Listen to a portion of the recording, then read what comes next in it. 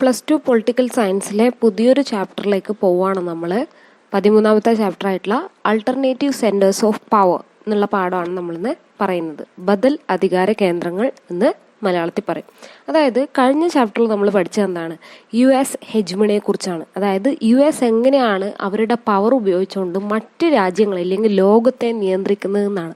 അപ്പോൾ അതിൻ്റെ ആ ചാപ്റ്ററിൻ്റെ അവസാനത്തെ ടോപ്പിക്കായിട്ട് നമ്മൾ പറഞ്ഞത് എങ്ങനെ ആ ഒരു ഹെജ്മണിയിൽ നിന്ന് നമുക്ക് മാറാം, ഇല്ലെങ്കിൽ അതിനൊരു മറ്റൊരു വഴി എന്താണെന്നാണ് നമ്മൾ ലാസ്റ്റ് ഡിസ്കസ് ചെയ്തത്. അപ്പോൾ അതിൻ്റെ കണ്ടിന്യൂവേഷനാണ് ഈ ചാപ്റ്റർ എന്ന് പറയുന്നത്. അപ്പോൾ US ഹെജ്മണിയെ നേരിടാൻ അല്ലെങ്കിൽ അത്ര തന്നെ നമുക്ക് അതിനോടൊപ്പം പവർ ഡിസ്ട്രിബ്യൂട്ട് ആവുന്ന ചില കേന്ദ്രങ്ങളെ കുറിച്ചാണ് നമ്മൾ ഈ ചാപ്റ്ററിൽ പറയുന്നത്. അതിൽ ആദ്യത്തേതെന്ന് പറയുന്നത് യൂറോപ്യൻ യൂണിയൻ, അതുപോലെ തന്നെ ആസിയാൻ, ചൈന. ഈ 3 ടോപ്പിക്കാണ് നമ്മൾ ഈ പാഠത്തിൽ പഠിക്കുന്നത്. ഓക്കെ, അപ്പോൾ നമുക്കറിയാം സോവിയറ്റ് യൂണിയൻ തകർന്നോടുകൂടിയിട്ട് അമേരിക്ക ഒറ്റ ശക്തിയായിട്ട് മാറി. അതിൻ്റെ ഇടയിൽ ലോകമഹായുദ്ധം, അതായത് സെക്കൻഡ് വേൾഡ് വാർ ഒക്കെ നടക്കുന്നുണ്ട്. അപ്പോൾ ആ ഒരു സെക്കൻഡ് വേൾഡ് വാറോട് കൂടിയിട്ട് 1945 കാലഘട്ടങ്ങളിലാണ് സെക്കൻഡ് വേൾഡ് വാർ നടക്കുന്നത്. ആ സമയത്തോട് കൂടിയിട്ട് എന്തായി, നമ്മുടെ ലോകം എന്ന് പറയുന്നത് എല്ലാം കൊണ്ടും വളരെ സാമ്പത്തികമായിട്ടും രാഷ്ട്രീയമായിട്ട് തന്നെ ഒരുപാട് പ്രശ്നങ്ങൾ ലോകം നേരിടാൻ വേണ്ടിയിട്ട് തുടങ്ങി. അപ്പോൾ യൂറോപ്യൻ രാജ്യങ്ങൾ, അതായത് യൂറോപ്പ് ഭാഗത്ത് വരുന്ന രാജ്യങ്ങളൊക്കെ തന്നെ എന്തായി, സാമ്പത്തികമായിട്ട് ഒരുപാട് പിന്നോക്കം പോയി. അപ്പോൾ കോൾഡ് വാറും എല്ലാം കൊണ്ട് തന്നെ യൂറോപ്പിലെ രാജ്യങ്ങൾ ഒരുപാട് ക്ഷീണിച്ചു. അപ്പോൾ അവർക്കൊരു വലിയ സാമ്പത്തിക സഹായം നൽകാനായിട്ട് അമേരിക്ക തീരുമാനിക്കുകയാണ്. അപ്പോൾ അമേരിക്ക ഒരുപാട് സാമ്പത്തിക സഹായം ഈ യൂറോപ്പിൻ്റെ സാമ്പത്തിക വ്യവസ്ഥയെ അല്ലെങ്കിൽ യൂറോപ്യൻ എക്കോണമിയെ മുന്നോട്ട് കൊണ്ടുവരാൻ വേണ്ടിയിട്ട് കൊടുക്കാൻ തീരുമാനിച്ചു. അപ്പോൾ അതിനുവേണ്ടി ഒരു പ്ലാൻ ക്രിയേറ്റ് ചെയ്തു. അതിനെയാണ് മാർഷൽ പ്ലാൻ എന്ന് പറയുന്നത്. അതായത് അമേരിക്ക ഈ സെക്കൻഡ് വേൾഡ് വാറോട് കൂടി തകർന്ന യൂറോപ്പിൻ്റെ എക്കോണമിയെ മുന്നോട്ട് കൊണ്ടുവരാൻ വേണ്ടി വലിയൊരു ഫിനാൻഷ്യൽ ഹെൽപ്പ് ചെയ്യാൻ വേണ്ടി തീരുമാനിക്കുന്നു. അതിൻ്റെ പേരാണ് Marshall plan. Okay, Marshall plan. അപ്പോൾ മാർഷൽ പ്ലാൻ വഴി ഒരുപാട് സമ്പത്ത് US മറ്റുള്ളവർക്കായിട്ട് കൊടുക്കാൻ വേണ്ടി തീരുമാനിച്ചു. അപ്പോൾ ഇത് കൊടുക്കണമെങ്കിൽ നമ്മൾക്കറിയാം അല്ലേ, ഇപ്പോൾ എന്തെങ്കിലും ഒരു പദ്ധതി പ്രകാരം പൈസ വരികയാണെങ്കിൽ അതിനായിട്ടൊരു കമ്മിറ്റി രൂപീകരിക്കും. അതുപോലെ ആദ്യമായിട്ട് ഉണ്ടാക്കിയ ഒരു കമ്മിറ്റിയാണ് യൂറോപ്യൻ എക്കണോമിക് കോർപ്പറേഷൻ എന്ന് പറയുന്നത്. Okay, organisation of European economic corporation, OEEC എന്നും കൂടി പറയും, ഇല്ലെങ്കിൽ EEC എന്നും കൂടി പറയും, യൂറോപ്യൻ എക്കണോമിക് കോർപ്പറേഷൻ. അപ്പോൾ യൂറോപ്യൻ യൂണിയൻ്റെ തുടക്കമായിട്ട് കരുതപ്പെടുന്നത് ഈ ഒരു സംഘടനയാണ്. ഓക്കെ, 1948 ഇത് ക്രിയേറ്റ് ചെയ്യുന്നത്. ഓക്കെ, നമ്മളപ്പോൾ ആൾട്ടർനേറ്റീവ് സെൻറ്റേഴ്സ് ഓഫ് പവറിലെ ആദ്യത്തെ ഒരു പവർ കേന്ദ്രത്തെക്കുറിച്ചാണ് നമ്മൾ പറയുന്നത്. അമേരിക്കയുടെ ഹെജ്മണിയെ നേരിടാൻ വേണ്ടി ലോകത്തിൻ്റെ പല ഭാഗത്തായിട്ട് പല രീതിയിലുള്ള അധികാര കേന്ദ്രങ്ങൾ ഫോം ചെയ്തുകൊണ്ടിരിക്കുന്നുണ്ട്. അതായത് അമേരിക്കക്കൊരു ഓപ്പോസിഷൻ എന്ന് പറയുന്ന പോലെ. പക്ഷേ അമേരിക്കയോട് മുട്ടാൻ അവർ തയ്യാറല്ല, അവരുടേതായ രീതിയിൽ അവർ മുന്നോട്ട് പോകാൻ വേണ്ടി ശ്രമിക്കുകയാണ്. അപ്പം അതിലൊന്നാമത്തെയാണ് യൂറോപ്യൻ യൂണിയൻ. അപ്പം യൂറോപ്യൻ യൂണിയൻ ഉണ്ടാവുന്നതിൻ്റെ തുടക്കമാണ് ഞാൻ ആദ്യം പറഞ്ഞത്. മാർഷൽ പ്ലാൻ വഴി അമേരിക്ക ഒരുപാട് സാമ്പത്തിക സഹായം ആർക്ക് കൊടുക്കാനായിട്ട് തീരുമാനിക്കുന്നു? ഈ രാജ്യങ്ങൾക്ക്, യൂറോപ്പിലെ രാജ്യങ്ങൾക്ക് കൊടുക്കാൻ വേണ്ടി തീരുമാനിക്കുന്നു. അത് ഡിസ്ട്രിബ്യൂട്ട് ചെയ്യാൻ വേണ്ടിയിട്ടുണ്ടാക്കിയ ആദ്യത്തെ ഒരു സംഘടനയാണ് organisation of European economic cooperation എന്ന് പറയുന്നത്. 1948 ഇത് ക്രിയേറ്റ് ചെയ്യുന്നത്. അതിനുശേഷം 1949 ഇതിൻ്റെ തന്നെ ഭാഗമായിട്ട് വേറൊരു കൗൺസിൽ ഫോം ചെയ്യാണ്. അതാണ് കൗൺസിൽ ഓഫ് യൂറോപ്പ്. ഇതെന്തിനായിരുന്നു എന്ന് വെച്ച് കഴിഞ്ഞാൽ, ഈ യൂറോപ്യൻ രാജ്യങ്ങൾക്കിടയിൽ എന്ത് നടത്തണം? ട്രേഡ് ആൻഡ് എക്കണോമിക് കാര്യങ്ങളുണ്ടാവും അല്ലേ, വ്യവസായപരമായിട്ടുള്ള, ഇല്ലെങ്കിൽ അവർ പരസ്പരം കൈമാറ്റങ്ങൾ ചെയ്യേണ്ടി വരും. ട്രേഡ്, വ്യവസായം, അതുപോലെ തന്നെ ഒരുപാട് കാര്യങ്ങൾ അങ്ങോട്ടും ഇങ്ങോട്ടൊക്കെ കൊടുക്കാറുണ്ട്, കച്ചവടം നടത്താറുണ്ട്. അപ്പം അതിലൊരുപാട് പ്രശ്നങ്ങൾ ഈ യൂറോപ്യൻ സ്റ്റേറ്റിൽ ഉണ്ടാവാൻ തുടങ്ങി. അതായത് ഒരു രാജ്യത്തു നിന്നും മറ്റേ രാജ്യത്തേക്ക് പോകുമ്പോൾ നികുതി പ്രശ്നങ്ങൾ, കാര്യങ്ങളൊക്കെ ഉണ്ടാവാൻ തുടങ്ങി. അപ്പോൾ ഒരു പൊളിറ്റിക്കൽ കോഓപ്പറേഷന് വേണ്ടിയിട്ട്, അതായത് രാഷ്ട്രീയപരമായിട്ടുള്ള ഒരു ഒത്തൊരുമയ്ക്ക് വേണ്ടി ക്രിയേറ്റ് ചെയ്ത കൗൺസിലാണ്, ഇല്ലെങ്കിൽ ഒരു സംഘടനയാണ് കൗൺസിൽ ഓഫ് യൂറോപ്പ്. അതായത് യൂറോപ്യൻ രാജ്യങ്ങളൊക്കെ ഒരുമിച്ച് നിൽക്കുക, അതുവഴി പരസ്പരം സാധനങ്ങളൊക്കെ കൈമാറ്റം ചെയ്യുകയോ ഇല്ലെങ്കിൽ എന്തൊരു കാര്യത്തിലും ഒരു സഹകരണം ആണ് ഇവരിതുകൊണ്ട് ഉദ്ദേശിക്കുന്നത്. ഓക്കെ, അപ്പോൾ നമ്മൾ നാറ്റോ, സെൻറ്റോ, സിയാറ്റോ എന്നൊക്കെ പറഞ്ഞ പോലെ തന്നെ അവിടെ എന്താണ്, അമേരിക്കയ്ക്ക് ഹെൽപ്പിന് വേണ്ടിയിട്ട് കൂടെയുള്ള രാജ്യങ്ങളെ നിർത്തി ഒരു സംഘടന രൂപീകരിക്കുകയാണ്, നാറ്റോ എന്നുള്ള പേരിൽ, സിയാറ്റോ എന്നുള്ള പേരിലൊക്കെ. അതേപോലെ ഇവിടെ യൂറോപ്യൻ യൂണിയൻ, കൗൺസിൽ ഓഫ് യൂറോപ്പും ഇതുപോലെ ഒരു പൊളിറ്റിക്കൽ കോപ്പറേഷന് വേണ്ടി ഫോം ചെയ്യാണ്. ഇയർ എന്ന് പറയുന്നത് 1949. അതിനുശേഷം 1957 മറ്റൊരു കാര്യം സംഭവിക്കുന്നത്. അതായത് യൂറോപ്യൻ എക്കണോമിക് കമ്മ്യൂണിറ്റി, നമ്മൾ 1948 ഫോം ചെയ്ത സംഘടന എന്ന് പറയുന്നത് യൂറോപ്യൻ എക്കണോമിക് കോഓപ്പറേഷനാണ്. അത് മാർഷൽ പ്ലാൻ പ്രകാരം പണം ഡിസ്ട്രിബ്യൂട്ട് ചെയ്യാൻ വേണ്ടി ഉണ്ടാക്കിയ സംഘടനയാണ്. അടുത്തത് കൗൺസിൽ ഓഫ് യൂറോപ്പ്, അവരുടെ പൊളിറ്റിക്കൽ ഒരു സഹകരണത്തിന് വേണ്ടി, കോഓപ്പറേഷന് വേണ്ടി ഉണ്ടാക്കിയതാണ് കൗൺസിൽ ഓഫ് യൂറോപ്പ്. അടുത്തത് യൂറോപ്യൻ എക്കണോമിക് കമ്മ്യൂണിറ്റി. ഇതെന്തായിരുന്നു എന്ന് വെച്ച് കഴിഞ്ഞാൽ നമുക്ക് പറയാം, യൂറോപ്യൻ എക്കണോമിക് കമ്മ്യൂണിറ്റി 1957 ഫോം ചെയ്യുന്നത്. അത് എക്കണോമിക് ഇൻ്റഗ്രേഷൻ തന്നെയാണ്, ആ പേര് പോലെ തന്നെ സാമ്പത്തിക സഹകരണം എന്നുള്ളതാണ് ഇതുകൊണ്ട് ഉദ്ദേശിക്കുന്നത്. ഓക്കെ, ഒരു പൊതുവായിട്ട് യൂറോപ്പിനൊരു സാമ്പത്തിക വ്യവസ്ഥ ക്രിയേറ്റ് ചെയ്യണം എന്നുള്ള രീതിയിലാണ് ആ ഒരു സംഘടന പോകുന്നത്, ഇല്ലെങ്കിൽ അങ്ങനെ ഒരു എക്കണോമിക് കമ്മ്യൂണിറ്റി ക്രിയേറ്റ് ചെയ്യുന്നത്. അപ്പോൾ അതിൻ്റെ ഇടയിൽ 1992 എന്ത് സംഭവിക്കുന്നു, യൂറോപ്യൻ യൂണിയൻ ഫോം ചെയ്യാണ്. ഓക്കെ, 1992. അപ്പോൾ അതേ വർഷമാണ് എന്ത് ചെയ്യുന്നത്, സോവിയറ്റ് യൂണിയൻ തകരുന്നത്. അപ്പോൾ ഈ ഒരു ടൈം ലൈൻ നമ്മൾ ഓർത്തിരിക്കണം. എപ്പോഴാണ് യൂറോപ്യൻ യൂണിയൻ ഫോം ചെയ്തത്, അതിൻ്റെ ആദ്യത്തെ സംഘടനാ രൂപം ഏതായിരുന്നു, അങ്ങനെ അതിൻ്റെ time line match the following ആയിട്ട് എക്സാമിന് വരാറുണ്ട്. അപ്പോൾ ഈ 4 നമ്മൾ ഓർത്തിരിക്കണം. ഒന്ന്, 1948 മാർഷൽ പ്ലാൻ പ്രകാരമുണ്ടായ Organisation of European Economic Cooperation. അതിനുശേഷം കൗൺസിൽ ഓഫ് യൂറോപ്പ് എന്ന് പറയുന്ന പൊളിറ്റിക്കൽ കോപ്പറേഷന് വേണ്ടി ഉണ്ടാക്കിയിട്ടുള്ള 1949 സംഘടന. അതിനുശേഷം 1957 യൂറോപ്യൻ എക്കണോമിക് കമ്മ്യൂണിറ്റി എന്ന് പറഞ്ഞുകൊണ്ട് എല്ലാ രാജ്യങ്ങളുടെയും സാമ്പത്തികത, അതായത് യൂറോപ്പിലെ രാജ്യങ്ങളുടെ ഒരു സാമ്പത്തിക ഐക്യം, യൂണിറ്റിയാണ് ഇതുകൊണ്ട് ഉദ്ദേശിക്കുന്നത്. അവസാനം യൂറോപ്യൻ യൂണിയൻ, സോവിയറ്റ് യൂണിയൻ തകർന്നോട് കൂടിയിട്ട് യൂറോപ്യൻ യൂണിയൻ ക്രിയേറ്റ് ആവുകയാണ് 1992. ഓക്കെ, February 7 ആ ഡേറ്റ്. ഇനി നമുക്ക് യൂറോപ്യൻ യൂണിയൻ്റെ പ്രത്യേകതകളെ കുറിച്ച് പറയാം. അതായത് യൂറോപ്യൻ യൂണിയൻ എങ്ങനെയാണ് ഫോം ചെയ്തതെന്ന് നമ്മൾ പറഞ്ഞു. ഇനി ആ സംഘടനയുടെ കുറച്ച് പ്രത്യേകതകളാണ് നമ്മൾ പറയാൻ പോകുന്നത്. അപ്പോൾ യൂറോപ്യൻ യൂണിയൻ എന്ന് പറയുന്നത് എന്താണ്, ഒരു സംഘടനയാണ്. എന്ത് തരം സംഘടനയാണ്, ഈ പറയുന്ന രാജ്യങ്ങളൊക്കെ ചേർന്നുകൊണ്ട്, യൂറോപ്പിലെ രാജ്യങ്ങളൊക്കെ ചേർന്നുണ്ടാക്കിയ ഒരു കൗൺസിൽ അല്ലെങ്കിൽ ഒരു കമ്മിറ്റി, ഒരു യൂണിയൻ എന്ന് വേണമെങ്കിൽ പറയാം. ഓക്കെ, അപ്പോൾ അതിൻ്റെ ക്യാപിറ്റൽ എന്ന് പറയുന്നത് ബ്രസൽസിലാണ്. ബ്രസൽ എന്ന് പറയുന്ന സ്ഥലത്താണ് ഇതിൻ്റെ ക്യാപിറ്റൽ ഉള്ളത്. 29 രാജ്യങ്ങളാണ് ഇതിലെ മെമ്പർ സ്റ്റേറ്റ് എന്ന് പറയുന്നത്. അതിൽ ഇപ്പോൾ 28 ഉള്ളൂ. കാരണം ബ്രെക്സിറ്റ് എന്ന് പറയുന്ന സംഭവത്തിലോടുകൂടി ബ്രിട്ടൻ ഈ ഒരു യൂണിയനിൽ നിന്നും പുറത്തു പോയിട്ടുണ്ട്. ഓക്കെ, ഇവരുടെ കറൻസി എന്ന് പറയുന്നത് യൂറോ ആണ്. യൂറോ എന്ന് പറയുന്ന പൈസ, അതായത് അമേരിക്കൻ ഡോളറിനേക്കാളും വില കൂടുതലുള്ള പണമാണ് യൂറോ എന്ന് പറയുന്നത്. ജർമ്മനി പോലെയുള്ള രാജ്യങ്ങളിലൊക്കെ, അതായത് യൂറോപ്യൻ യൂണിയനിലെ കൺട്രീസിലൊക്കെ ഒരേ കറൻസിയാണ് ഉപയോഗിക്കുന്നത്, അതാണ് യൂറോ. ഇന്ന് മാർക്കറ്റിലെ ഏറ്റവും മൂല്യമുള്ള ഒരു കറൻസിയാണ് യൂറോ. ഇവരുടെ നാഷണൽ ആന്തം എന്ന് പറയുന്നത് ഓഡ് ടു ജോയ് എന്ന് പറയുന്ന ഒരു കാര്യമാണ്. അതുപോലെ തന്നെ ഈ ഒരു സംഘടനയ്ക്ക് നോബൽ പ്രൈസ് കിട്ടിയിട്ടുണ്ട് 2012. അതേപോലെ തന്നെ യൂറോപ്യൻ യൂണിയൻ എന്ന് പറയുന്നത് വെറും ഒരു സംഘടനയല്ല, അതൊരു എക്കണോമിക്, സാമ്പത്തികപരമായിട്ടുള്ള, രാഷ്ട്രീയപരമായിട്ടുള്ള ഒരു യൂണിറ്റി ഉള്ള ഒരു സംഘമാണെന്ന് ഓർത്തു വെക്കുക. അതേപോലെ തന്നെ യൂറോപ്യൻ യൂണിയന് അവരുടേതായ പതാകയുണ്ട്, ദേശീയ ഗാനമുണ്ട്, അതുപോലെ തന്നെ ഒരുപാട് കാര്യങ്ങൾ, കറൻസി, അങ്ങനെ എല്ലാ കാര്യങ്ങളും യൂറോപ്യൻ യൂണിയന് ഉണ്ട്. ഓക്കെ, പിന്നെ ഒരു കാര്യം, ഇവർക്ക് മറ്റു രാജ്യങ്ങളുമായിട്ടൊക്കെ തന്നെ ഒരു ഫോറിൻ സെക്യൂരിറ്റി പോളിസിയും കൂടിയുണ്ട്. അതായത് അവരോട് ഇടപെടുമ്പോഴുള്ള കാര്യങ്ങൾ, അതുപോലെ തന്നെ ഈ രാജ്യങ്ങളുടെ, യൂറോപ്യൻ യൂണിയനിലുള്ള രാജ്യങ്ങളുടെ സുരക്ഷിതത്വം, ഇതൊക്കെ നോക്കാനുള്ള പോളിസികൾ അവർക്ക് പ്രത്യേകമായിട്ട് തന്നെ ഉണ്ട്. പിന്നെ പറയാനുള്ളത്, ഇവർക്കൊരു കോൺസ്റ്റിറ്റ്യൂഷൻ ഇല്ല. അതായത് ഒരു ഭരണഘടനാടിസ്ഥാനമായി പ്രവർത്തിക്കുന്ന ഒരു സംഘടനയല്ല ഇത്. എല്ലാ രാജ്യങ്ങൾക്കും, അതിലെ മെമ്പേഴ്സിനൊക്കെ അവരുടേതായ ഭരണഘടന ഉണ്ടാവും. പക്ഷെ യൂറോപ്യൻ യൂണിയന് മാത്രമായിട്ട് ഒരു ഭരണഘടനാ കാര്യങ്ങളൊന്നും തന്നെ ഇല്ല. പിന്നെ നമുക്ക് പറയാനുള്ളത് യൂറോപ്യൻ യൂണിയൻ്റെ സ്ട്രെങ്ത് ആൻഡ് വീക്ക്നെസ് ആണ്. അപ്പോൾ സ്ട്രെങ്ത് എന്ന് പറയുന്നത്, യൂറോപ്യൻ യൂണിയൻ എന്ന് പറയുന്നത് വലിയൊരു സാമ്പത്തിക ശക്തി തന്നെയാണ്. വൺ ഓഫ് ദി ബിഗ്ഗസ്റ്റ് എക്കോണമിയാണ് യൂറോപ്യൻ യൂണിയൻ ഉള്ളത്. കാരണം എന്താണ്, നമ്മൾ അവരുടെ രൂപയുടെ മൂല്യം പറയുമ്പോൾ തന്നെ അത് വ്യക്തമാണ്. അവരുടെ കറൻസിയുടെ പ്രത്യേകത ഓൾറെഡി പറഞ്ഞു അല്ലേ.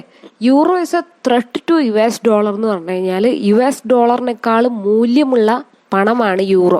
അതായത് നമ്മുടെ രാജ്യത്ത് ഇല്ലെങ്കിൽ ലോകത്ത് കച്ചവടങ്ങളൊക്കെ നടക്കുന്നത് ഡോളറിന്റെ അടിസ്ഥാനത്തിലാണ്. ഡോളറാണ് പ്രധാനമായിട്ട് ഒരു പണമായിട്ട് എടുക്കുന്നത്. നമുക്കറിയാം, ഇപ്പോൾ $1 എന്ന് പറയുന്നത് ഇന്ത്യയിലെ 70 രൂപയോളം വരും. 70 രൂപയ്ക്ക് മുകളിലാണ് വരിക. അപ്പോൾ നമ്മുടെ രാജ്യത്ത് നമ്മളിപ്പോൾ പെട്രോളിയം വാങ്ങുകയാണെങ്കിൽ ഇല്ലെങ്കിൽ കൽക്കരി ഇങ്ങനെയുള്ള ഒരുപാട് കാര്യങ്ങൾ മറ്റു രാജ്യങ്ങളിൽ നിന്നും വാങ്ങുമ്പോൾ നമ്മൾ ഇന്ത്യൻ മണി കൊടുത്തല്ല വാങ്ങാറ്, പകരം എന്താണ് $, കൊടുത്തിട്ടാണ് മാറാറ്. അപ്പോൾ ഇങ്ങനെ മാറ്റുമ്പോൾ നമ്മുടെ പണത്തിൻ്റെ മൂല്യം വളരെ കുറവാണ്. അതായത് നമ്മൾ അവരുടെ 1 രൂപയ്ക്ക് നമ്മൾ ഇവിടുത്തെ 70 രൂപയോളം കൊടുക്കേണ്ടതായിട്ട് വരും. അപ്പോൾ യൂറോ എന്ന് പറയുന്നത് $-നേക്കാളും മൂല്യമുള്ള വസ്തുവാണ്. അതായത് നമ്മുടെ അവരുടെ €1 എന്ന് പറയുന്നത് ഏതാണ്ട് 200 രൂപയോളക്കം ഇന്ത്യയിൽ വില വരും. ഓക്കെ, 200 രൂപയ്ക്കും മുകളിലാണ്. അത് ഓരോ സമയത്തുള്ള കറൻസി കൺവേർഷൻ റേറ്റ് മാറിക്കൊണ്ടേയിരിക്കും. അപ്പോൾ യൂറോ എന്ന് പറയുന്നത് ഒരുപാട് മൂല്യമുള്ള മണിയാണ്. പക്ഷെ $നെ വെച്ച് നോക്കുമ്പോൾ യൂറോ ഒരുപാട് മുമ്പിലാണ്. അപ്പോൾ എപ്പോഴും അതൊരു ഭീഷണിയായിട്ട് $ന്റെ മുന്നിൽ ഉണ്ടാവും. ഇതൊരു സ്ട്രെങ്ത് ആണ്. അതേപോലെ തന്നെ large share in world trade, ലോകത്ത് നടക്കുന്ന വ്യവസായങ്ങളിലല്ല കച്ചവടങ്ങളിൽ, വാണിജ്യത്തിൽ വലിയൊരു ഷെയറും യൂറോപ്യൻ യൂണിയൻ്റെ ആണ്.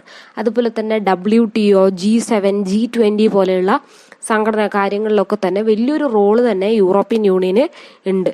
അതുപോലെ തന്നെ യൂറോപ്യൻ യൂണിയനിൽ 2 മെമ്പർ കൺട്രീസ് ഏതിലൊക്കെ UN സെക്യൂരിറ്റി കൗൺസിലിലെ പെർമനന്റ് മെമ്പേഴ്സാണ്.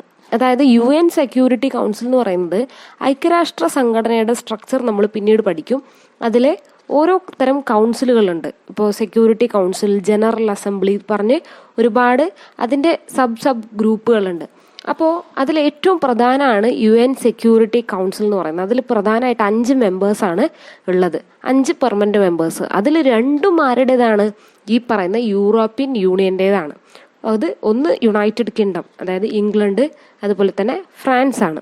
ഓക്കെ, അപ്പോൾ UK എന്ന് പറയുന്നത് ഇപ്പോൾ ബ്രെക്സിറ്റിലൂടെ പുറത്തായതുകൊണ്ട് ഇപ്പോൾ ഒരു മെമ്പർ മാത്രമേ പെർമനൻ്റ് ആയിട്ടുള്ളൂ.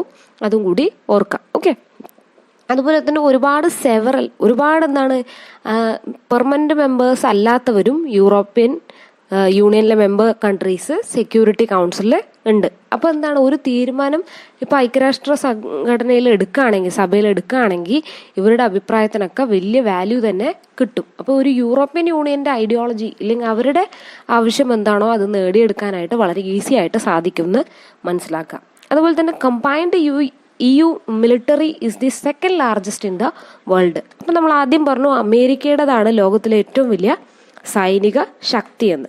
അപ്പോൾ അതിൽ രണ്ടാമത്തെ ഏറ്റവും വലിയ സൈനിക ശക്തി എന്ന് പറയുന്നത് ഈ പറയുന്ന യൂറോപ്യൻ യൂണിയൻ്റേതാണ്. കാരണം എന്താണ്, അതിൽ ഒരുപാട് രാജ്യങ്ങളുണ്ട്, 28 രാജ്യങ്ങളുണ്ട്. ഈ 28 രാജ്യങ്ങളിലെയും മിലിറ്ററി ഒരുമിച്ച് ചേർന്നാൽ എത്ര വരുമോ അത്ര അതിനേക്കാൾ ഇരട്ടിയാണ് അമേരിക്കയുടേത്. ഓക്കെ, അപ്പോൾ സെക്കൻഡ് ലാർജസ്റ്റ് മിലിറ്ററി പവറാണ് യൂറോപ്യൻ യൂണിയന് ഉള്ളത്. അതുപോലെ തന്നെ ന്യൂക്ലിയർ പവർ, അതായത് ഭാവിയുടെ ആയുധമാണെന്ത്, ന്യൂക്ലിയർ പവർ ഇല്ലെങ്കിൽ ആണവായുധം എന്ന് പറയുന്നത്. അപ്പോൾ യൂറോപ്യൻ യൂണിയനിലെ 2 രാജ്യങ്ങളുടെ കയ്യിൽ ഈ പറയുന്ന ന്യൂക്ലിയർ പവർ ഉണ്ട്. ഒന്ന് ഇംഗ്ലണ്ട്, ഒന്ന് ഫ്രാൻസ്. ഓക്കെ, ഇതേപോലെ ഒരുപാട് വീക്ക്നെസ്സുകളും ആർക്കുണ്ട്, യൂറോപ്യൻ യൂണിയന് ഉണ്ട്. ഒന്നാമത്തേന്ന് പറയുന്നത് difference between member states on many areas of foreign relations and defense. For example, America's invasion of Iraq. Many member countries of EU supported America's invasion of Iraq, but Germany and France opposed it.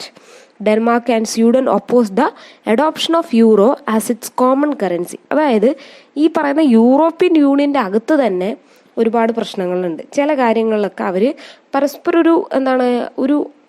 ഒരു സ്ഥിരമായിട്ടുള്ള ഒരു അഭിപ്രായമില്ല. എല്ലാ മെമ്പേഴ്സിനും ഒരേ അഭിപ്രായമുള്ള കാര്യങ്ങൾ കുറവാണ്. അതിനൊരു example ഇവിടെ പറയുന്നത്, അമേരിക്ക ഇറാഖിൽ എന്ത് നടത്തി, ഓപ്പറേഷൻ ഇറാഖി ഫ്രീഡം എന്നുള്ള രീതിയിൽ വലിയൊരു പ്രശ്നം നടത്തിയില്ലേ. അപ്പോൾ അതിൽ ഒരുപാട് രാജ്യങ്ങൾ, യൂറോപ്യൻ യൂണിയനിലെ രാജ്യങ്ങൾ ഈ വിഷയത്തിൽ അമേരിക്കയെ സപ്പോർട്ട് ചെയ്തില്ല. എന്നാൽ മറ്റു ഒരുപാട് രാജ്യങ്ങൾ യൂറോപ്യൻ യൂണിയനിലുള്ളത് അവരെ സപ്പോർട്ട് ചെയ്യുകയും ചെയ്തു. അപ്പോൾ ഒരേ സംഘടനയിൽ 2 തരത്തിലുള്ള അഭിപ്രായങ്ങൾ ഉണ്ടായി എന്ന് ഓർത്തു വെക്കുക. അതേപോലെ തന്നെ യൂറോ എന്ന് പറയുന്ന കറൻസി അത് എന്താണ് ഈ പറയുന്ന രാജ്യങ്ങളിലൊക്കെ അഡാപ്റ്റ് ചെയ്യാൻ സ്വീകരിക്കാൻ പറഞ്ഞത് ഒരുപാട് രാജ്യങ്ങൾക്ക് ഇഷ്ടമായില്ല എന്നാണ് പറയുന്നത്. അതായത് ഡെൻമാർക്ക്, സ്വീഡൻ പോലെയുള്ള രാജ്യങ്ങളൊക്കെ യൂറോ ഒരു കോമൺ കറൻസി ആയിട്ട് വേണ്ട എന്ന് അഭിപ്രായപ്പെട്ട രാജ്യങ്ങളാണ്. ഇതാണ് നമുക്ക് യൂറോപ്യൻ യൂണിയനെ കുറിച്ച് പറയാനുള്ളത്. ഇതിൽ ഏറ്റവും പ്രധാനം എന്ന് പറയുന്നത് അവരുടെ ടൈം ലൈൻ ആണ്. 1948 എന്ത് സംഭവിച്ചു, 1949, 1957, 1992. അതുപോലെ തന്നെ യൂറോപ്യൻ യൂണിയൻ എങ്ങനെയാണ് ഒരു ബദലായിട്ട്, ഒരു അൾട്ടർനേറ്റീവ് ആയിട്ട് നമുക്ക് അമേരിക്കക്കെതിരെ പറയാൻ പറ്റുക എന്നുള്ളതാണ്. അപ്പം നമ്മൾ സ്ട്രെങ്ത് ഓഫ് യൂറോപ്യൻ യൂണിയൻ ആണ് പറയേണ്ടത്. അതിലെന്തൊക്കെയാണ് പറയേണ്ടത്? ഒന്ന്, ഏറ്റവും വലിയൊരു എക്കോണമിയാണ്, ബിഗ്ഗസ്റ്റ് എക്കോണമിയാണ്. അതേപോലെ തന്നെ അവരുടെ യൂറോ എന്ന് പറയുന്ന പണം US ഡോളറിനേക്കാൾ മൂല്യമുള്ളതാണ്. മാത്രമല്ല large share in world trade, പിന്നെ WTO, G7, G20 കൺട്രീസിൽ വലിയൊരു റോൾ അവർക്കുണ്ട്. അതുപോലെ തന്നെ UN security council permanent members ഉണ്ട്. അതുപോലെ തന്നെ സെക്കൻഡ് ലാർജസ്റ്റ് മിലിറ്ററി ആണ് ആരുടേത്? യൂറോപ്യൻ യൂണിയൻ്റേത്. ഓക്കെ, ഇത്രയാണ് നമ്മളതിൽ പറയേണ്ട പ്രധാനപ്പെട്ട കാര്യങ്ങൾ. നെക്സ്റ്റ് വരുന്ന സംഘടന എന്ന് പറയുന്നത് ആസിയാൻ ആണ്. നിങ്ങളൊരു കാലഘട്ടത്തിൽ കേട്ടിട്ടുണ്ടാവാം ഇന്ത്യ ആസിയാൻ കരാറിൽ ഒപ്പുവെച്ചു തുടങ്ങിയ കാര്യങ്ങളൊക്കെ. ഓക്കെ, അപ്പോൾ ആസിയാൻ എന്ന് പറയുന്നത് ഒരു ഷോർട്ട് ഫോം ആണ്. എന്തിൻ്റെ ഷോർട്ട് ഫോം ആണെന്ന് വെച്ച് കഴിഞ്ഞാൽ association of south east Asian Nations എന്നുള്ളതിൻ്റെ ഷോർട്ട് ഫോം ആണ് ആസിയാൻ എന്ന് പറയുന്നത്. Association of south east Asian Nations. Okay, ഇത് 1 മാർക്കൊക്കെ ഫുൾ ഫോം ചോദിക്കാം. ഓക്കെ, അപ്പോൾ ഈ സൗത്ത് ഈസ്റ്റ് ഏഷ്യൻ നേഷൻസിൻ്റെ അസോസിയേഷൻ എന്ന് പറയുമ്പോൾ അതുകൊണ്ട് ഉദ്ദേശിക്കുന്നത് south East Asia was under the colonial rule of British, America, Japan before and during the world war second. അതായത് സൗത്ത് ഈസ്റ്റ് ഏഷ്യ എന്ന് പറയുമ്പോൾ ഇന്ത്യ ഉൾപ്പെടുന്ന ആ ഒരു പ്രദേശമാണ്. ഇന്ത്യ, ബംഗ്ലാദേശ്, പാകിസ്ഥാൻ, അഫ്ഗാനിസ്ഥാൻ തുടങ്ങി ശ്രീലങ്ക, മാൽഡീവ്സ് തുടങ്ങി ഇങ്ങനെ കുറച്ച് രാജ്യങ്ങളുള്ള ഭാഗത്തെയാണ് നമ്മൾ സൗത്ത് ഈസ്റ്റ് ഏഷ്യ എന്ന് പറയുന്നത്. അപ്പോൾ ഈ ഭാഗത്ത് ഉള്ള രാജ്യങ്ങളൊക്കെ തന്നെ സെക്കൻഡ് വേൾഡ് വാറിന് ശേഷവും ഇല്ലെങ്കിൽ സെക്കൻഡ് വേൾഡ് വാറിന് മുമ്പും ഒക്കെ തന്നെ ആരുടെ കൺട്രോളിലായിരുന്നു? ബ്രിട്ടീഷുകാരുടെ ഇല്ലെങ്കിൽ അമേരിക്കയുടെ ഇല്ലെങ്കിൽ ജപ്പാൻ്റെ കൺട്രോളിലുള്ള രാജ്യങ്ങളായിരുന്നു. ഓക്കെ, അപ്പോൾ അതുകൊണ്ട് തന്നെ അവർക്ക് ഈ രാജ്യങ്ങൾ ഒരുപാട് പ്രശ്നങ്ങൾ സെക്കൻഡ് വേൾഡ് വാറിന് ശേഷം നേരിട്ടിട്ടുണ്ട്. നമ്മൾ ഗാന്ധിക്കെയും ഒക്കെ പഠിച്ചപ്പോൾ പറഞ്ഞാണ് സെക്കൻഡ് വേൾഡ് വാർ കഴിഞ്ഞപ്പോൾ എന്തായിരുന്നു നമ്മൾ പ്രതീക്ഷിച്ചത്, എന്താണ് നമ്മൾക്ക് കിട്ടിയതെന്നൊക്കെ നമ്മൾ +1 പഠിച്ചിട്ടുണ്ട്. അത് ഓർക്കാം. അപ്പോൾ നമ്മൾ പൊളിറ്റിക്സിലെ ഫസ്റ്റ് ചാപ്റ്റർ പഠിച്ച ഏതാണ്? ചാലഞ്ചസ് ഓഫ് നാഷൻ ബിൽഡിംഗ് ആണ്. അപ്പോൾ അത് തന്നെയാണ് ഇവിടെ സെക്കൻഡ് വേൾഡ് വാർ കഴിഞ്ഞപ്പോൾ സൗത്ത് ഈസ്റ്റ് ഏഷ്യൻ രാജ്യങ്ങൾ നേരിട്ട പ്രധാന പ്രശ്നം. ഒന്ന്, നാഷൻ ബിൽഡിംഗ്. അതായത് രാജ്യം, ഈ പൊതുവെ ദരിദ്ര രാജ്യങ്ങളൊക്കെ എന്താവും? കൂടുതൽ ദരിദ്രരാവും അല്ലെ യുദ്ധം വരുമ്പോൾ. അതേപോലെ ഒരു രാജ്യത്തെ ഉണ്ടാക്കുക ഇല്ലെങ്കിൽ ഈ ബ്രിട്ടീഷ് റൂൾ കഴിഞ്ഞതിന് ശേഷം ഒരു രാജ്യത്തെ ഉണ്ടാക്കിയെടുക്കുക എന്ന് പറയുന്നത് നിസാര കാര്യമല്ല. അത് നമ്മൾ പഠിച്ചതാണ് അല്ലെ, പാർട്ടീഷനും കാര്യങ്ങളൊക്കെ ആയിട്ട് നമ്മളെ രാജ്യം എത്ര ബുദ്ധിമുട്ടിയാന്നുള്ളത്. അതുപോലെ പോവേർട്ടി ആൻഡ് എക്കണോമിക് ബാക്ക്വേർഡ്നെസ്, ദാരിദ്ര്യം, കൊടികുത്തി വാഴുന്ന ദാരിദ്ര്യവും അതുപോലെ തന്നെ സാമ്പത്തിക പ്രശ്നങ്ങൾ എവിടെ ഉണ്ടായിരുന്നു? നമ്മുടെ രാജ്യത്ത് ഉണ്ടായിരുന്നു. നമ്മുടെ മാത്രമല്ല, സൗത്ത് ഈസ്റ്റ് ഏഷ്യയിലെ ഒരുപാട് രാജ്യങ്ങളിൽ ഇത്തരത്തിലുള്ള പ്രശ്നങ്ങൾ ഉണ്ടായിരുന്നു. അതുപോലെ തന്നെ pressure to join power blocs, അതായത് USSRനെയോ ഇല്ലെങ്കിൽ അമേരിക്കയോ സപ്പോർട്ട് ചെയ്തേ പറ്റൂ എന്നുള്ള ഒരു സമ്മർദ്ദം ഈ രാജ്യങ്ങളുടെ മുകളിൽ ഉണ്ടായിരുന്നു. അതുപോലെ തന്നെ നോൺ അലൈൻമെന്റ് മൂവ്മെന്റ് എന്ന് പറയുന്ന നെഹ്റു കൂടി ഉൾപ്പെട്ടുണ്ടാക്കിയ സംഘടനയ്ക്ക് ഒന്നും തന്നെ ചെയ്യാൻ വേണ്ടിയിട്ട് സാധിച്ചിരുന്നില്ല. കാരണം എന്താണ്? മാറി നിൽക്കാമെന്ന് പറഞ്ഞാലും എന്തെങ്കിലും ഒരു കാര്യത്തോട് ഇവരോട് സഹകരണമില്ലാണ്ട് മുന്നോട്ട് പോകാൻ ഒരിക്കലും സാധിക്കില്ല. അപ്പോൾ അതും വലിയൊരു സക്സസ് ആയിരുന്നില്ല ആ കാലഘട്ടത്തിൽ. അപ്പോൾ ഒരുപാട് പ്രശ്നങ്ങൾ South East Asia second world വാറിന് ശേഷം നേരിട്ടിരുന്നു. അതാണ് പറഞ്ഞത്, national building, poverty and economic backwardness, pressure to join power blocks and NAM was not effective in Southeast Asia. അങ്ങനെ ഇതിൻ്റെ ഒക്കെ ഒരു ഫലമായിട്ടാണ് 1967 ബാങ്കോക്ക് ഡിക്ലറേഷനിൽ എന്ത് ഫോം ചെയ്യുന്നത്? ആസിയാൻ എന്ന് പറയുന്ന ഈ പറയുന്ന association of south east Asian Nations എന്ന് പറയുന്ന കാര്യം ഉണ്ടാവുന്നത്. അങ്ങനെ ഒരു അസോസിയേഷൻ ഉണ്ടാവുന്നത് 1967 ബാങ്കോക്ക് ഡിക്ലറേഷൻ. അപ്പോൾ ഇതൊക്കെ മാച്ച് ദ ഫോളോയിങ് ആയിട്ട് 1 മാർക്കിന് വരാം. കാരണം എന്താണ്? നോൺ അലൈൻമെന്റ് മൂവ്മെന്റ് ഫോം ചെയ്തത് എപ്പോഴാണ്, എവിടെ വെച്ചാണ്? ഇപ്പോൾ ബാദൂങ് പഠിക്കുന്നുണ്ട് നമ്മൾ. ബെൽഗ്രേഡ് പഠിക്കുന്നുണ്ട്, ബാങ്കോക്ക് പഠിക്കുന്നുണ്ട്, സിംല എഗ്രിമെന്റ് പഠിക്കുന്നുണ്ട്. ഇങ്ങനെ ഒരുപാട് കാര്യങ്ങൾ പഠിക്കുമ്പോൾ ഇതൊക്കെ ഒരു നോട്ടിൽ എഴുതി വെക്കാം. ഏത് വർഷമാണ്, എവിടെ വെച്ചാണെന്ന് ഓർത്തു വെക്കാം. ഓക്കെ, അപ്പൊ ആസിയാൻ എന്ന് പറയുന്ന സംഘടന ഫോം ആവുന്നത് 1967 ബാങ്കോക്ക് ഡിക്ലറേഷനിലാണ്. ഓക്കെ, അപ്പോൾ ഇത് തുടക്കത്തിൽ ഇതിൽ ഏതൊക്കെ രാജ്യങ്ങളായിരുന്നു ഉണ്ടായിരുന്നതെന്ന് വെച്ചാൽ ഫൗണ്ടിങ് മെമ്പേഴ്സ് എന്ന് പറയുന്നത് Indonesia, Malaysia, Philippines, Singapore and Thailand. ഇത്രയും രാജ്യങ്ങളാണ് ഈ ആസിയാൻ ഫോം ചെയ്യുമ്പോൾ അതിലെ മെമ്പേഴ്സായിട്ട് ഉണ്ടായിരുന്നത്. അപ്പോൾ 1967 ബാങ്കോക്ക് ഡിക്ലറേഷനിൽ സൈൻ ചെയ്ത രാജ്യങ്ങളുടെ പേരാണ് ഇപ്പോൾ പറഞ്ഞത്: Indonesia, Malaysia, Philippines, Singapore and Thailand. അങ്ങനെ ഇത്രയും പേര് കൂടി ചേർന്നിട്ടാണ് association of south east Asian Nations എന്ന് പറയുന്ന സംഘടന ഫോം ചെയ്യുന്നത്. പിന്നീട് ഇതിലേക്ക് Brunei, Vietnam, Laos, Myanmar, Cambodia പോലുള്ള രാജ്യങ്ങളൊക്കെ തന്നെ ജോയിൻ ചെയ്തു കുറച്ച് വർഷങ്ങൾക്ക് ശേഷം. അതോടുകൂടിയിട്ട് ഇതിലെ മെമ്പേഴ്സ് എന്ന് പറയുന്നത് 10 രാജ്യങ്ങളായിട്ട് മാറി. Okay, it has no desire for supranational structures and institutions. അപ്പോൾ രാജ്യത്തിന് വലുതായിട്ട് അല്ലാണ്ട് അവരുടെ കാര്യങ്ങൾ മുന്നോട്ട് കൊണ്ടുപോകാന്നല്ലാണ്ട് വലിയ വലിയ സംഭവങ്ങളൊന്നും ക്രിയേറ്റ് ചെയ്യണമെന്ന് ആഗ്രഹിച്ചിരുന്ന ആൾക്കാരല്ല. മാത്രമല്ല, it maintains informal and cooperative relations. അപ്പോൾ എല്ലാവരുമായിട്ടൊരു ഇൻഫോർമൽ ആയിട്ടുള്ള കോപ്പറേഷൻ കൂടി നിലനിർത്തിയായിരുന്നു ഇവർ മുന്നോട്ട് പോയിക്കൊണ്ടിരുന്നതെന്ന് ഓർക്കാം. അതുപോലെ തന്നെ ഇറ്റ് റെസ്പെക്ട്സ് നാഷണൽ സോവറിനിറ്റി. അതായത് ഒരു സംഘടന എന്ന് കരുതിയിട്ട് ഒരു രാജ്യത്തിൻ്റെ സാമ്പത്തിക കാര്യങ്ങളിൽ ഒരുപാട് ഇടപെടലോ അങ്ങനെയുള്ള കാര്യങ്ങളൊന്നും നടത്തിയിരുന്നില്ല. ഇപ്പോൾ നമ്മൾ യൂറോപ്യൻ യൂണിയൻ പറഞ്ഞപ്പോൾ അവിടെ എല്ലാ രാജ്യങ്ങളും ഒരു കറൻസി സ്വീകരിക്കുക എന്നുള്ള രീതിയൊക്കെ സ്വീകരിച്ചു. പക്ഷേ ഇവിടെ അത്തരത്തിലുള്ള കാര്യങ്ങളൊന്നുമില്ല. ഏതൊക്കെ രാജ്യത്തിന് അവരുടേതായ പ്രത്യേകതകളുണ്ടോ അത് മെയിൻറ്റെയിൻ ചെയ്തുകൊണ്ട് തന്നെയുള്ള ഒരു കരാറാണ് ആസിയാൻ കൊണ്ട് ഉദ്ദേശിച്ചത്. ഓക്കെ, അതാണ് ഇറ്റ് റെസ്പെക്ട്സ് നാഷണൽ സോവറിനിറ്റി എന്ന് പറഞ്ഞാൽ. ഇനി എന്തൊക്കെയാണ് ഇതിൻ്റെ ഒബ്ജക്റ്റീവ്സ് എന്നാണ് പറയാനുള്ളത്. ഒന്നാമത്തേത് എക്കണോമിക് ഗ്രോത്ത്. അതായത് ഈ ആസിയാൻ കൊണ്ട് ഇവരെന്താണ് ഉദ്ദേശിക്കുന്നതെന്ന് വെച്ച് കഴിഞ്ഞാൽ അതിലെ മെമ്പേഴ്സ് കൺട്രീസിൻ്റെ സാമ്പത്തികമായിട്ടുള്ള വളർച്ച, അതുപോലെ തന്നെ സോഷ്യൽ പ്രോഗ്രസ്, സാമൂഹ്യപരമായിട്ടുള്ള വളർച്ച, കൾച്ചറൽ ഡെവലപ്മെൻറ്റ്, അവരുടെ സാംസ്കാരികപരമായിട്ടുള്ള വളർച്ച, അതുപോലെ തന്നെ ടു പ്രൊമോട്ട് റീജിയണൽ പീസ്. അതായത് ഈ രാജ്യങ്ങൾക്കിടയിൽ സമാധാനം മുന്നോട്ട് കൊണ്ടുപോകുക, സമാധാനം പുലർത്തിക്കൊണ്ടു പോകുക എന്നുള്ളതാണ് അടുത്ത കാര്യം. അതുപോലെ തന്നെ ഫെയ്ത്ത് ഇൻ UN ചാർട്ടർ എന്ന് പറയുന്ന കാര്യത്തിലുള്ള വിശ്വാസം ഉണ്ടാക്കിയെടുക്കുക. ഇത്രയും കാര്യങ്ങളാണ് ഇവരുടെ ആസിയാൻ്റെ ഒബ്ജക്റ്റീവായിട്ട് വരുന്നത്. ഓക്കെ, ഇനി നമുക്കിതിൽ പറയാനുള്ളത് പില്ലേഴ്സ് ഓഫ് ആസിയാൻ ആണ്. അത് പ്രധാനമാണ്. ഈ പില്ലേഴ്സ് ഓഫ് ആസിയാൻ അതേപോലെ തന്നെ എക്സാമിന് ചോദിക്കാറുള്ള കാര്യമാണ്. ഓക്കെ, നമുക്ക് നെക്സ്റ്റ് അത് പറയാം. അപ്പോൾ ഒരു സംഘടന എന്ന നിലയിൽ ആസിയാൻ എന്ന് പറയുന്ന സംഘടനയ്ക്ക് പ്രധാനമായിട്ടും 3 ഭാഗങ്ങളാണ് ഉള്ളത്, 3 തൂണുകളാണ് ഉള്ളത് അല്ലേ. ഒരു വീടിന് തൂണെന്ന് പറയുന്നത് എത്ര ഇമ്പോർട്ടൻ്റ് ആണ്, അതുപോലെ തന്നെയാണ് ആസിയാൻ്റെ പില്ലേഴ്സും. ഓക്കെ, 2003 ഈ പറയുന്ന പില്ലേഴ്സ് 3 പില്ലേഴ്സ് എന്നുള്ള ഒരു ഐഡിയ വന്നത്.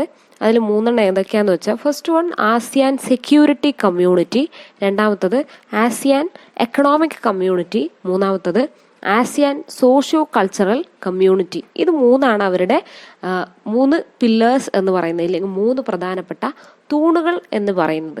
അപ്പോൾ എന്താണ് ആസിയാൻ സെക്യൂരിറ്റി കമ്മ്യൂണിറ്റി എന്ന് ആദ്യം പറയാം. അതായത് territorial disputes between the members should be not escalate into armed confrontation. അതായത് ഈ ആസിയാനിലെ മെമ്പേഴ്സ് ആയിട്ടുള്ള, ഇപ്പോൾ നമ്മൾ ഇത്രയും നേരം പറഞ്ഞ സ്ഥിതിക്ക് 10 രാജ്യങ്ങളാണെന്ന് എടുക്കുക.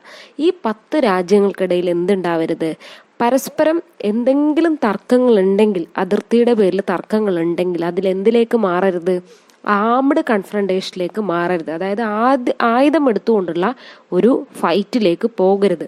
എന്തെങ്കിലും ഈ രാജ്യങ്ങൾക്കിടയിൽ പ്രശ്നങ്ങളുണ്ടെങ്കിൽ പറഞ്ഞു തീർക്കുക, അല്ലാതെ അതൊരു ആയുധമെടുത്തുള്ള കാര്യത്തിലേക്ക് പോവരുത് എന്നുള്ളതാണ് ആസിയാൻ്റെ ഒന്നാമത്തെ സെക്യൂരിറ്റി കമ്മ്യൂണിറ്റിയുടെ പോയിന്റ് ആയിട്ട് പറയുന്നത്. അതുപോലെ രണ്ടാമത്തെ പോയിന്റ് എന്ന് പറയുന്നത് uphold peace, cooperation and non interference and respect for national differences and sovereign rights. അതായത് സെക്യൂരിറ്റി എന്ന് പറയുമ്പോൾ തന്നെ, ആസിയാൻ സെക്യൂരിറ്റി കമ്മ്യൂണിറ്റി എന്ന് പറയുമ്പോൾ തന്നെ അതിലെ മെമ്പേഴ്സ് കൺട്രീസിൻ്റെ സുരക്ഷയാണ് ഉദ്ദേശിക്കുന്നത്. അപ്പോൾ ആദ്യം അതിൽ നമ്മൾ പറഞ്ഞത് പരസ്പരം എന്ത് ചെയ്യരുത്, വഴക്കുണ്ടാവുകയാണെങ്കിൽ തന്നെ അതൊരു ആയുധം എടുത്തിട്ടുള്ള യുദ്ധത്തിലേക്ക് പോവരുത്. രണ്ടാമത്തത് പരസ്പരം എന്ത് ചെയ്യുക, സമാധാനം മുന്നോട്ട് കൊണ്ടുപോകുക. സമാധാനമായിരിക്കണം രാജ്യങ്ങൾക്ക് ഉള്ള പ്രധാന ഒരു ഉത്തരവാദിത്വം എന്ന് പറയുന്നത്. സമാധാനത്തിനായിരിക്കണം നിലകൊള്ളേണ്ടത്. അതുപോലെ തന്നെ പരസ്പര സഹകരണം, എല്ലാ കാര്യങ്ങളും നല്ല സഹകരണം ഉണ്ടാവുക. അതുപോലെ തന്നെ നോൺ ഇന്റർഫറൻസ്, അതായത് ഒരു രാജ്യത്തിൻ്റെ കാര്യത്തിൽ മറ്റൊരു രാജ്യം ഇടപെടാണ്ടിരിക്കുക. അതായത് ഇവരൊക്കെ മെമ്പേഴ്സ് ആണെങ്കിലും മെമ്പറാണെന്ന് കരുതി മറ്റേ മെമ്പറിന്റെ രാജ്യത്ത് കയറി ഇടപെടരുത് എന്നുള്ള അർത്ഥം. അതേപോലെ തന്നെ റെസ്പെക്ട് ഫോർ നാഷണൽ ഡിഫറൻസസ്, അതായത് ഓരോ രാജ്യത്തിനും അവരുടേതായ വ്യത്യസ്തതകളുണ്ട്. ഇപ്പം മ്യാൻമാർ പോലെയല്ല എന്തുള്ളത്, തായ്ലാൻഡ് ഉള്ളത്. അപ്പോൾ അവരുടേതായ വ്യത്യാസങ്ങളും കൾച്ചറും കാര്യങ്ങളുണ്ട്. അപ്പം അതെന്ത് ചെയ്യുക, മനസ്സിലാക്കി മുന്നോട്ട് പോവുക. ഒരാളുടെ കൾച്ചർ മോശമാണ് നല്ലതാണെന്നുള്ള ഒരു ചർച്ച ഈ മെമ്പേഴ്സിൻ്റെ ഇടയിൽ ഉണ്ടാവരുത്. മാത്രമല്ല എല്ലാവരുടെയും ഓരോ രാജ്യത്തിൻ്റെയും അവകാശങ്ങളെ ബഹുമാനിക്കുക എന്നുള്ളതും ഇതിൻ്റെ ഭാഗമാണ്. അപ്പം രണ്ടാമത്തെ പോയിന്റ് എന്താണ്, uphold peace, cooperation, non interference and respect national differences and sovereign rights. മൂന്നാമത്തെ പോയിന്റ് എന്ന് പറയുന്നത് ASEAN Regional Forum 1994 coordinate the security and foreign policy of the organisation. അപ്പോൾ 1994 ആസിയാൻ റീജിയണൽ ഫോറം എന്ന പേരിൽ ഒരു കാര്യം ക്രിയേറ്റ് ചെയ്തിരുന്നു. ഇതെന്താ ചെയ്യുന്നതെന്ന് വെച്ച് കഴിഞ്ഞാൽ ഈ പറയുന്ന ആസിയാൻ രാജ്യങ്ങളുടെ ഫോറിൻ പോളിസി അതുപോലെ തന്നെ സെക്യൂരിറ്റിയെ കുറിച്ചാണ് അത് പ്രധാനമായിട്ടും ഡീൽ ചെയ്യുന്ന വിഷയം എന്ന് പറയുന്നത്. അതായത് ആസിയൻ റീജിയണൽ ഫോറം എന്ന് പറയുന്നത് ഈ സെക്യൂരിറ്റി കമ്മ്യൂണിറ്റിയുടെ ഭാഗമാണ്. അതാണ് എന്ത് ചെയ്യുന്നത്, ഈ ആസിയാന്റെ ഫോറിൻ പോളിസി സെക്യൂരിറ്റി ഒക്കെ തന്നെ കോർഡിനേറ്റ് ചെയ്യുന്നത്, ഇല്ലെങ്കിൽ അതിനെ ഒന്ന് സംഘടിപ്പിച്ച് മുന്നോട്ട് പോകുന്നതെന്ന് പറയാം. അടുത്ത രണ്ടാമത്തെ പില്ലർ എന്ന് പറയുന്നത് ഏതാണ്, ആസിയാൻ എക്കണോമിക് കമ്മ്യൂണിറ്റി, സാമ്പത്തികപരമായിട്ടുള്ള ഇവരുടെ ഒരു കൂട്ടായ്മ. ഓക്കെ, അപ്പോൾ ഇതിൽ പറയുന്നത് ഈ എക്കോണമി എന്ന് പറയുമ്പോൾ തന്നെ എന്താണ്, സാമ്പത്തികമാണ്, അതിൻ്റെ വളർച്ചയാണ്. അപ്പോൾ ഒന്നാമത്തെ point, to accelerate economic growth in the region, ASEAN രാജ്യങ്ങളുടെ സാമ്പത്തികമായിട്ടുള്ള വളർച്ച എന്ത് ചെയ്യുക, അതിൻ്റെ വേഗത കൂട്ടുക. ആക്സിലറേറ്റ് ചെയ്യാന്ന് വെച്ചാൽ വേഗത കൂട്ടുക എന്നുള്ളതാണ്. അതിനെ ഒന്ന് മോട്ടിവേറ്റ് ചെയ്യുക, ഇല്ലെങ്കിൽ അതിനെ ഒന്ന് ആക്സിലറേറ്റ് ചെയ്യാന്ന് പറയാം. രണ്ടാമത്തേന്ന് പറയുന്നത് to improve the existing dispute settlement mechanism. അപ്പോൾ ഈ ആസിയാൻ ഉണ്ടാകുമ്പോൾ തന്നെ ഈ രാജ്യങ്ങളുടെ ഇടയിൽ തർക്കങ്ങൾ ഉണ്ടാവാം. ആ തർക്കങ്ങളൊക്കെ തന്നെ വേഗം തന്നെ സെറ്റിൽ ചെയ്യുന്ന ഒരു മെക്കാനിസം, അതുവഴി എന്തുണ്ടാവാം, സാമ്പത്തിക വളർച്ച ഉണ്ടാവാം. നമ്മൾ വഴക്കുണ്ടാക്കുമ്പോഴാണ് എന്താവുന്നത്, ഒരുപാട് നഷ്ടങ്ങൾ വരുന്നത്. ഇപ്പം ആസിയാനിലെ തന്നെ രാജ്യങ്ങൾ പരസ്പരം എപ്പോഴും തർക്കം തന്നെയാണെങ്കിൽ എന്താവും, അവർക്ക് അവിടെ ട്രേഡ് നഷ്ടപ്പെടും, അവരുടെ ഒരുപാട് സമയം നഷ്ടപ്പെടും. അപ്പം ഇതൊക്കെ മാറ്റി വെച്ചുകൊണ്ട്, ഇതൊക്കെ സെറ്റിൽ ചെയ്തുകൊണ്ട് ഒരു ഇംപ്രൂവ്മെൻറ്റിന് വേണ്ടി ശ്രമിക്കാം. അടുത്തത് to create free trade area for investment, labour and service. അതായത് ആസിയാനിലെ മെമ്പർ കൺട്രീസിൻ്റെ ഇടയിൽ ഫ്രീ ട്രേഡ് അനുവദിക്കുക. ഫ്രീ ട്രേഡ് എന്ന് വെച്ചാൽ നമ്മളിപ്പോൾ ഒരു രാജ്യത്തു നിന്ന് മറ്റൊരു രാജ്യത്തേക്ക് ഒരു സാധനം കൊണ്ടുപോവാണെങ്കിൽ അതിന് ടാക്സ് കൊടുക്കേണ്ടതായിട്ടുണ്ട് അല്ലേ, വലിയ രീതിയിൽ ടാക്സ് കൊടുക്കേണ്ടതായിട്ട് വരും. അപ്പോൾ ഇത്തരത്തിലുള്ള ടാക്സ് ഒഴിവാക്കുമ്പോൾ എന്താ സംഭവിക്കുന്നത്, ഒരുപാട് കാര്യങ്ങൾ ഓരോ രാജ്യത്തേക്കും ഫ്രീ ആയിട്ട് മൂവ് ചെയ്യും. അങ്ങനെ മൂവ് ചെയ്യുമ്പോൾ എന്ത് ചെയ്യും, ആ രാജ്യത്ത് ഒരുപാട് ഇൻവെസ്റ്റ്മെൻറ്റ്, സമ്പത്ത് വരികയും ആ രാജ്യം വളർച്ച പ്രാപിക്കുകയും ചെയ്യും. അപ്പോൾ അങ്ങനെയുള്ള ഒരു കാര്യം ഉണ്ടാക്കാൻ വേണ്ടിയിട്ടാണ് ഇവർ ഈ ഒരു എന്ത് ചെയ്യുന്നത്, എക്കണോമിക് കമ്മ്യൂണിറ്റി ശ്രമിക്കുന്നത്. പരസ്പരം രാജ്യങ്ങൾ തമ്മിൽ ഫ്രീ ട്രേഡ്, ഫ്രീ ആയിട്ട് സാധനങ്ങൾ കയറ്റുമതി ചെയ്യും ഇറക്കുമതി ചെയ്യാനുമായിട്ടുള്ള ഒരു സൗകര്യം ഉണ്ടാവുക. അതുപോലെ തന്നെ ലേബർ ആൻഡ് സർവീസ്, ഓരോ രാജ്യത്തുള്ള തൊഴിലാളികൾ, അതുപോലെ തന്നെ പലതരത്തിലുള്ള സർവീസുകളുണ്ട് അല്ലേ, ഇതിൻ്റെയൊക്കെ തന്നെ ഒത്തൊരുമ, അത് പരസ്പരം ഷെയർ ചെയ്യുക എന്നുള്ള കാര്യം. നാലാമത്തെ പോയിന്റ് എന്ന് പറയുന്നത് ASEAN political forum is a good platform for ASEAN countries for major powers to discuss international issues. അതായത് ആസിയാൻ്റെ പൊളിറ്റിക്കൽ ഫോറം എന്ന് പറയുന്ന, നേരത്തെ നമ്മൾ ആസിയാൻ റീജിയണൽ ഫോറം പറഞ്ഞിരുന്നു, അതുപോലെ തന്നെ പൊളിറ്റിക്കൽ ഫോറം ഉണ്ട്. അപ്പോൾ ഇതുവഴി ആസിയാൻ കൺട്രീസിന് വലിയ വലിയ ശക്തികളുമായിട്ട്, വലിയ വലിയ രാജ്യങ്ങളുമായിട്ടൊക്കെ തന്നെ വലിയ ഡിസ്കഷൻസ് നടത്താനും അതുവഴി ഒരുപാട് ഗുണങ്ങൾ ഈ രാജ്യങ്ങൾക്ക് ഉണ്ടാക്കി കൊടുക്കാനായിട്ടും സാധിക്കും. ഇതാണ് ആസിയാൻ്റെ എക്കണോമിക് കമ്മ്യൂണിറ്റി പറയുന്നത്. അതിൻ്റെ തേർഡ് പില്ലർ എന്ന് പറയുന്നത് എന്താണ്, സോഷ്യോ കൾച്ചറൽ കമ്മ്യൂണിറ്റിയാണ്. അപ്പോൾ സോഷ്യോ കൾച്ചറൽ കമ്മ്യൂണിറ്റി എന്ന് പറയുമ്പോൾ തന്നെ എന്താണ്, അവരുടെ സാമൂഹികപരമായിട്ടുള്ള അതുപോലെ തന്നെ സാംസ്കാരികപരമായിട്ടുള്ള വളർച്ച, ഇല്ലെങ്കിൽ അതിൻ്റെ ഒരു പ്രോഗ്രസ് ഉണ്ടാക്കുക എന്നുള്ളതാണ്. ഇപ്പോൾ തായ്ലാൻഡിന് തായ്ലാൻഡിൻ്റെതായ കൾച്ചർ, സൊസൈറ്റി ഒക്കെ തന്നെ ഉണ്ടാവും. അപ്പോൾ ഇത് മറ്റു രാജ്യങ്ങളിൽ അറിയിക്കുകയാണെങ്കിൽ, അതിനെ പ്രൊമോട്ട് ചെയ്യുകയാണെങ്കിൽ അതുവഴി അവിടത്തേക്ക് ടൂറിസ്റ്റുകൾ വരും, അവിടെ വികസനം ഉണ്ടാവും, അതേപോലെ തിരിച്ചും ഉണ്ടാവും. ഇങ്ങനെയുള്ള ഒരു കൾച്ചറൽ ഡെവലപ്മെൻറ്റ് അല്ലെങ്കിൽ ഒരു സോഷ്യൽ പ്രോഗ്രസ് ആണ് ഇതുവഴി ഉദ്ദേശിക്കുന്നത്. ഓക്കെ, ഇത് രണ്ടാണ് നമ്മൾ ഇന്ന് ഈ ക്ലാസ്സിൽ പറയാൻ ഉദ്ദേശിക്കുന്നത്. നെക്സ്റ്റ് ക്ലാസ്സിൽ നമുക്ക് rise of Chinese economy, China എങ്ങനെയാണ് ഒരു അൾട്ടർനേറ്റീവ് പവറായിട്ട് മാറുന്നതെന്ന് നമുക്ക് നോക്കാം. ഇതുവരെ എല്ലാവർക്കും മനസ്സിലായെന്ന് വിചാരിക്കുന്നു. Thank you.